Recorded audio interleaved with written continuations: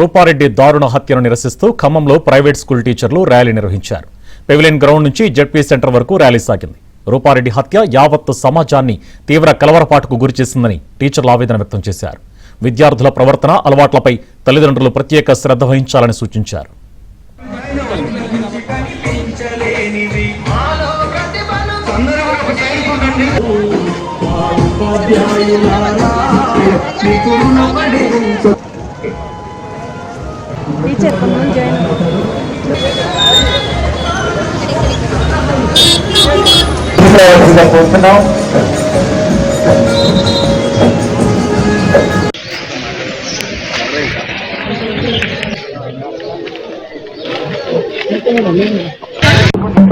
August 11 జరిగినటువంటి రూపారెడ్డి గారి హత్య యావత్ దేశాన్ని, రాష్ట్రాన్ని, ఉపాధ్యాయ లోకాన్ని కలవరపాటుకు గురి చేస్తుందని తెలియజేస్తూ ఇలాంటి ప్రవర్తన, ఇలాంటి పిల్లల యొక్క అలవాట్లు ప్రతి తల్లిదండ్రి, ఉపాధ్యాయులతో పాటు తల్లిదండ్రులు కూడా బాధ్యత ఉందని తెలియజేస్తూ ఇలాంటి ఇష్యూస్ మళ్ళీ భవిష్యత్తులో లేకపోతే ఉపాధ్యాయ లోకాన్ని మనం కాపాడుకోలేకపోతే సమాజం యొక్క మనుగడ ఏముంటుంది, ఎలా ఉంటుంది ఒక్కసారి ఊహించుకుంటే సమాజం మొత్తం ఒక భయాందోళనకు గురి అయ్యేటటువంటి అవకాశం ఉందని రాష్ట్ర, జిల్లా ట్రస్మా తరఫున మీడియా ద్వారా మీ అందరికీ మేము 2 చేతులు జోడించి ప్రతి తల్లిదండ్రికి విన్నవించేది, మీ పిల్లల యొక్క అలవాట్లు, వాళ్ళ అభిరుచులు, వాళ్ళ అభిప్రాయాలని గౌరవిస్తూ చదువును కూడా ఒక విలువలతో కూడిన చదువునిద్దామని తెలియజేస్తూ సెలవు తీసుకుంటాం. విద్యార్థులు చేసిన ఈ తప్పుని మనం అందరం కూడా ఒకసారి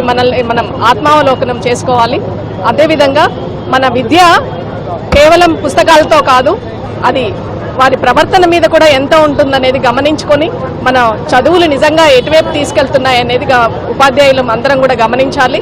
అలానే ఉపాధ్యాయుల్ని ఇలాంటి అగౌరవపరిచిన దినాన్ని మనం చాలా బాధాకరంగా సమాజం తరపు నుంచి, ట్రస్మా తరపు నుంచి, అలాగే ఉపాధ్యాయులు అందరి తరపు నుంచి మేము విచారం వ్యక్తం చేస్తున్నాం. తనను హత్య చేసిన 10th విద్యార్థుల గురించి రూపారెడ్డి చెప్పినట్లుగా ఉన్న ఏఐ వీడియో వైరల్ అవుతోంది. నేను మీకేమి ద్రోహం చేశాను? మంచిగా చదువుకోండి అనడం నేను చేసిన తప్ప? మీరు చెడు వ్యసనాలకు అలవాటు పడుతున్నారు, వద్దు అని చెప్పడం నేను చేసిన తప్ప? మీ యొక్క తల్లిదండ్రుల కష్టాన్ని గురించి నేను మీకు చెప్పే మిమ్మల్ని బాధ్యతగా తీర్చిదిద్దాలి అని అనుకోవడం నేను చేసిన తప్ప? ఎందుకురా నన్ను ఇలా దారుణంగా చేశారు? ఇప్పుడు మీ భవిష్యత్తేంటి, ఎలా ఉంటుందో ఆలోచించారా? మీ యొక్క తల్లిదండ్రుల గురించి ఆలోచన చేశారా? బాయ్, ఇక సెలవు.